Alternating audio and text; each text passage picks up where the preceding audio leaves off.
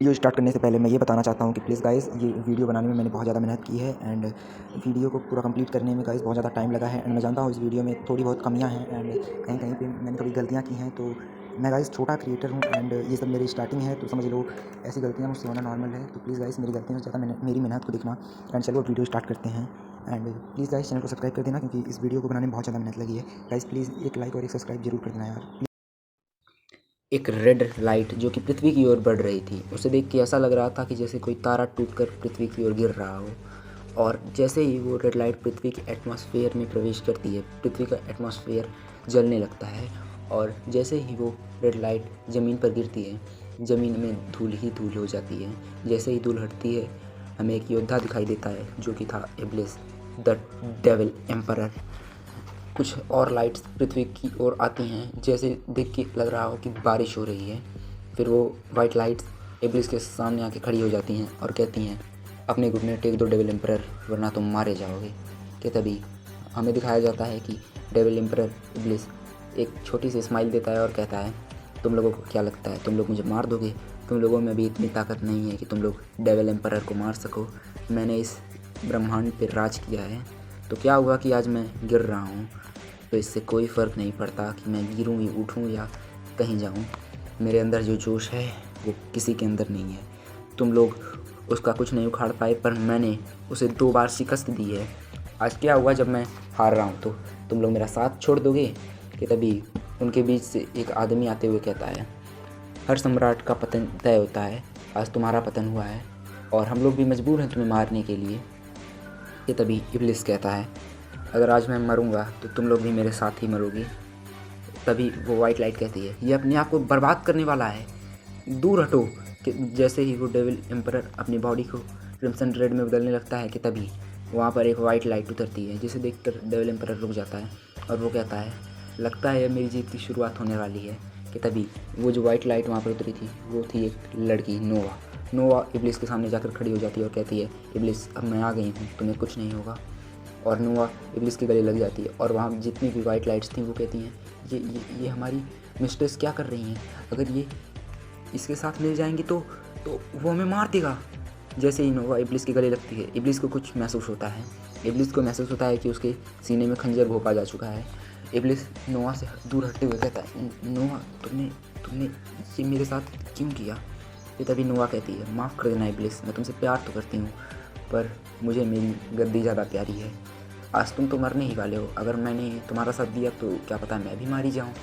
इब्लिस की आंखों में आंसू थे और वो कहता है, अब कोई नहीं बचेगा। इब्लिस अपनी ताकत को इकट्ठा करने की कोशिश करता है, पर उसके अंदर अब 1% की ताकत नहीं रह गई थी। उसकी सारी ताकत धीरे धीरे खत्म हो चुकी थी। इब्लिस एक बड़ी जंग लड़के आया था, पर वो उस जंग में हार गया था और इन लोगों के द्वारा आज वो मार दिए जाने वाला था। पर इब्लिस अपनी आखिरी जंग के लिए तैयार था। फिर इब्लिस उन लोगों की ओर देखता है जहाँ नोवा पीछे हट के जा रही थी। नोवा आसमान की ओर देखती है और अचानक वहाँ से गायब हो जाती है। इब्लिस कहता है, अगर ये मेरी आखिरी जंग है तो यहाँ पे जितने भी लोग मुझे मारने आए हैं उन्हें मरना होगा। और इब्लिस की आंखों में खून उतर आता है। जैसे ही इब्लिस की आंखों में खून उतरा था, इब्लिस के चारों ओर का वायुमंडल कतराने लगा था, जैसे कि उसमें बिजली सी दौड़ गई हो। फिर इब्लिस अपने पैरों पर खड़ा होता है और उसके हाथों में एक तलवार आ जाती है जो कि लाल रंग से थी और क्रिम्सन रेड थी। फिर इब्लिस अपनी तलवार को उठाता है और कहता है, जिसे भी अपनी जान प्यारी हो यहाँ से चले जाए, वरना वो मेरे हाथों मारा जाएगा। फिर वो योद्धा कहते हैं, इब्लिस अब तुम मरने वाले हो, क्या तुम्हें ऐसा लगता है कि तुम हमें मार सकते हो? फिर इब्लिस हंसता है और कहता है, अगर तुम लोगों ने मुझ पर धोखे से हमला नहीं किया होता तो आज जंग का परिणाम कुछ और होता। फिर इब्लिस नोवा की ओर देखता है जो कि आसमान में ही जा रही थी। नोवा इतनी तेज़ स्पीड से वहाँ से जा रही थी कि अगर इब्लिस उसे ढूंढना भी चाहे तो वो उस तक नहीं पहुँच पाएगा। फिर इब्लिस अपनी तलवार को उठाता है। अचानक इब्लिस अपनी जगह से गायब हो जाता है। तभी जो सेनापति उन लोगों को आदेश दे रहा था इब्लिस को मारने के लिए, उस सेनापति का सर उसके धड़ से अलग हो जाता है। वहाँ पर जितने भी सैनिक थे वो कहते हैं, क्या ये इब्लिस हमें मार देगा? फिर एक योद्धा कहता है, अगर हम मरने ही वाले हैं तो हम इसे मार के मरेंगे। हम नहीं चाहते कि कोई और डेविल एम्परर आ जाए और वो इस दुनिया को तबाह करे। फिर वो लोग इब्लिस की ओर बढ़ने लगते हैं, पर इब्लिस की आंखों में सख्त खून उतर आया था। उसने उन सभी योद्धाओं को मार दिया और जितने भी योद्धा बचे थे वो अपनी आखिरी सांसें गिन रहे थे कि तभी आसमान से एक गोल्डन लाइट उतरती है और वो इब्लिस की तरफ बढ़ने लगती है। इब्लिस कुछ सोच भी पाता उससे पहले ही वो गोल्डन लाइट इब्लिस से टकरा जाती है और इब्लिस दूर जा गिरता है। इब्लिस की बॉडी इस वक्त लहूलुहान पड़ी हुई थी और वो गोल्डन लाइट जो थी वो था एक मास्क मैन आदमी, और वो उतरते हुए कहता है, तुम लोग एक डेविल एम्परर को भी नहीं संभाल पाए जो कि अपनी आखिरी सांसें गिन रहा है, धिक्कार है तुम लोगों पर। फिर वो गोल्डन लाइट इब्लिस की ओर बढ़ने लगती है। फिर वो कहती है, डेविल एम्परर आज तुम्हारा अंत तय है। फिर इब्लिस कहता है, सच में तुम्हें लगता है तुम मुझे मार सकते हो? अगर तुम लोग धोखे से नहीं लड़ते तो तुम लोग कभी नहीं जीत पाते। कि तभी वो गोल्डन आदमी कहता है, देखो इब्लिस, इससे क्या फ़र्क पड़ता है हम धोखे से लड़े या अच्छाई से, जंग का परिणाम तय है। हमने धोखे से लड़ा पर हम जीते। अगर तुम भी चाहते तो तुम भी धोखे से लड़ते, पर तुम नहीं लड़े क्योंकि तुम्हारे वसूल तुम्हारे सामने आ गए। फिर इब्लिस कहता है, इब्लिस मर जाएगा पर कभी किसी को धोखा नहीं देगा। फिर वो आदमी कहता है, यही तो तुम्हारी सबसे बड़ी नाकामयाबी की वजह है। अगर तुम चाहते तो तुम उस जंग को जीत सकते थे, पर तुमने वो रास्ता छोड़ दिया जिसको चलकर तुम ऊंचाइयों को छू रहे थे। फिर इब्लिस कहता है, ऊंचाइयाँ इन ऊंचाइयों की कोई वजह नहीं है ज़िंदगी में। अगर ज़िंदगी ऐसी ही वीरान हो तो धिक्कार है ऐसी ज़िंदगी पर। फिर इब्लिस कहता है, अगर मैं मर ही रहा हूँ तो मैं तुम्हें वो नहीं दूंगा जिसके तुम हकदार हो। तुम उस चीज़ को हासिल करना चाहते हो जिसको पाकर तुम इस दुनिया पर राज कर सको, पर वो तुम्हें नहीं मिलेगी। फिर वो आदमी कहता है, मैं उसे लेकर रहूँगा इब्लिस, उसको पाने से तुम मुझे नहीं रोक सकते। फिर इब्लिस कहता है, सच में? कि तभी हमें दिखाया जाता है कि इब्लिस के हाथों में रखी तलवार अचानक से वहाँ से गायब हो जाती है। वो आदमी जैसे ही ये नोटिस करता है वो अपने चेहरे पर हाथ रख लेता है और अपने बॉडी को पूरी तरीके से रोटेट करके उस तलवार से बच जाता है। फिर वो आदमी कहता है, नाइस मूव इब्लिस, अभी मरने वाले हो फिर भी इतना अच्छा दाव खेल दिया मेरे साथ। कि तभी वो आदमी जैसे ही इब्लिस की ओर देखता है वहाँ पर से इब्लिस गायब था। फिर वो आदमी देखता है कि उसके चेहरे पर एक लात आके पड़ी है और वो आदमी दूर जा गिरा है। उसके चेहरे से खून निकलने लगा था, पर वो अपना मास्क अपने चेहरे पर दोबारा पहनता है और कहता है, तुम मेरा चेहरा कभी नहीं देख पाओगे इब्लिस, तुमने बस मेरा नाम ही सुना है पर तुमने मेरा कभी चेहरा नहीं देखा। तुम चाहते तो बहुत कुछ कर सकते थे, पर तुमने अच्छाई का रास्ता चुना जो कि तुम्हारी नाकामयाबी की सबसे बड़ी वजह है। अब मैं भी तुम्हें बचा नहीं सकता। अगर तुम मेरा साथ देते तो मैं तुम्हें ज़िंदा छोड़ देता, पर तुम अगर मुझसे धोखेबाजी करते हो तो तुम्हें मौत तो मिलनी ही है। फिर वो बूढ़ा आदमी गोल्डन लाइट से तेज़ी से ट्रैवल करता है और इब्लिस के सीने में खंजर डाल देता है। इब्लिस इस वक्त अपनी आखिरी सांसें गिन रहा था। तभी वो बूढ़ा आदमी कहता है, जल्दी मरो इब्लिस, मुझे वो चीज़ चाहिए जिसे पाकर मैं इस दुनिया पर राज कर सकूँ। तभी हमें दिखाया जाता है कि इब्लिस की बॉडी से क्रिम्सन रेड लाइट निकलने लगती है और इब्लिस कहता है, सच में? और हमें चारों ओर से स्टॉर्म्स आते हुए दिखाई देते हैं। फिर एक आदमी कहता है, ये लाल तूफ़ान, ये मौत की निशानी है। इब्लिस के अंदर अभी इतनी ताकत है कि वो हम सबको मौत के घाट उतार सकता है, भले ही वो कितना भी कमज़ोर हो। ये तो उसकी मुट्ठी भर भी ताकत नहीं है। वो इतनी सी ताकत से हम लोगों को ज़मीन पर गिरा चुका है और उसने उस मास्क मैन को भी अपने घुटनों पर ला दिया था। इब्लिस अभी बहुत ताकतवर है, अगर वो ज़िंदा रह जाता है तो इस दुनिया पर राज कर सकता है। फिर इब्लिस अपनी बॉडी को रोटेट करता है और उस मास्क मैन के पंच से बच जाता है। फिर इब्लिस कहता है, बूढ़े हो गए पर अभी तुम्हें वो बात नहीं है। फिर वो बूढ़ा आदमी कहता है, इब्लिस, मैं तुमसे बड़ा हूँ, इज्जत से बात करो। तुम्हारे पिता जब छोटे थे तब उन्हें मैंने ही सिखाया था।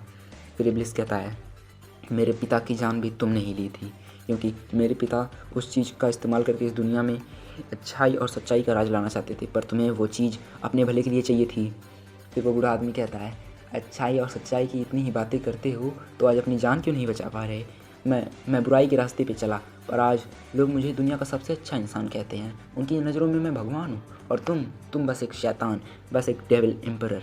अगर तुम आज भी मेरा साथ दो तो मैं तुम्हें ज़िंदा छोड़ दूंगा। फिर इब्लिस कहता है, भाड़ में जाओ। और इब्लिस रेड लाइट में बदलकर उस बूढ़े आदमी की ओर बढ़ता है और एक पंच के साथ उस बूढ़े आदमी को आसमान में फेंक देता है। वो बूढ़ा आदमी जैसे ही आसमान में जाता है वो वहाँ से एक तलवार निकालता है और वो तलवार उस बूढ़े आदमी के हाथ में आते ही वो गोल्डन लाइट में बदलकर इब्लिस के सीने को चीर देती है।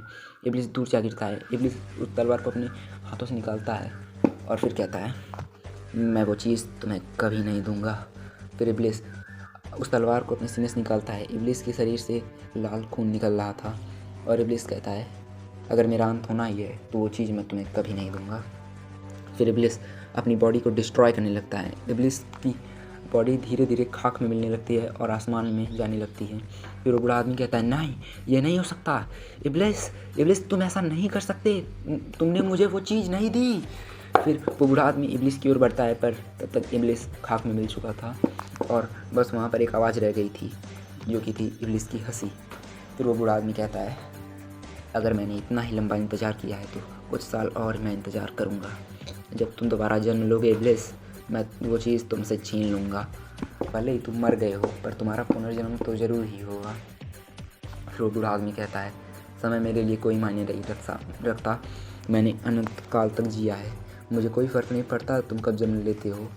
अभी मेरे पास बहुत वक्त है, अगर मैं उस चीज़ को पालूँ और उन तीनों चीज़ों को पालूँ तो मैं इस दुनिया पर राज कर सकता हूँ। एक चीज़ तो मेरे पास है, बस 3 और चीज़ें मुझे चाहिए, जिनमें से एक तुम्हारे पास थी पर तुम उसे अपने साथ ही ले गए।